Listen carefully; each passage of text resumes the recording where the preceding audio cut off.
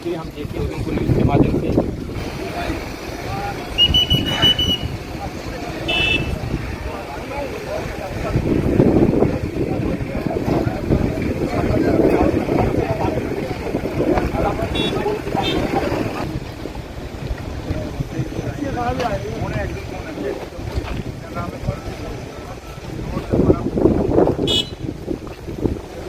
बदकिस्मती है कि मुझे आज इस इलाके में उस समय आना पड़ा जब यहाँ से 21 लोग हमारे मारे गए और एक ऐसी जानें गई जिनका कोई कसूर नहीं था।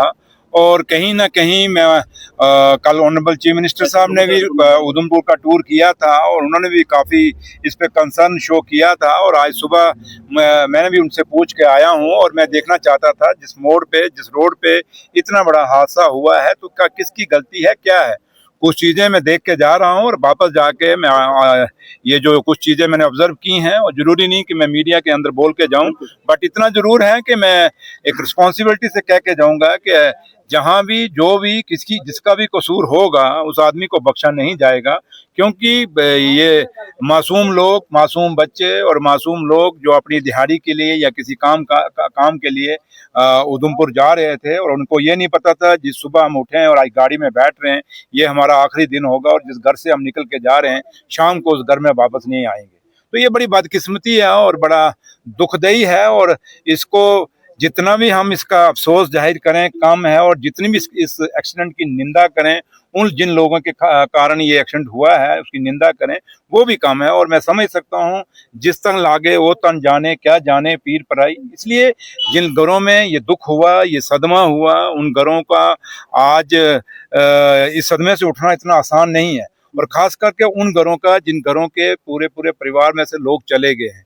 और इसलिए आज मेरा आने का मकसद ये है कि अगर ये जाने गई हैं, कम से कम अगर कहीं टेक्निकल फॉल्ट है सड़कों का तो उसको रोका जाए। अगर ट्रांसपोर्ट डिपार्टमेंट की गलती है तो उनको भी अकाउंटेबल किया जाए, और जिस भी डिपार्टमेंट की गलती होगी उसको अकाउंटेबल किया जाए। और ऑनरेबल चीफ मिनिस्टर साहब ने कल साफ साफ हिदायतें और डायरेक्शनें दे दी हैं।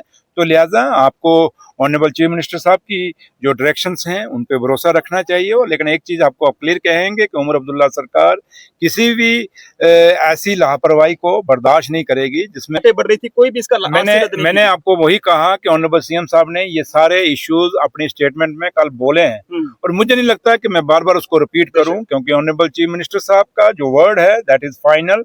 और उमर साहब ने जो बात कही है उसके ऊपर मुझे लगता है मुझे ज्यादा बोलने की जरूरत नहीं है। जब उन्होंने कह दिया कि किसी को भी नहीं बख्शा जाएगा जिस डिपार्टमेंट की भी इसमें गलती पाई जाएगी। और जब आज जम्मू कश्मीर का डिप्टी चीफ मिनिस्टर उस जगह पे खड़ा है जहां वो हादसा हुआ है, तो आज समझ सकते हैं कि उमर अब्दुल्ला सरकार इस हादसे को कितना सीरियसली ले रही है, कितनी गंभीरता से ले रही है।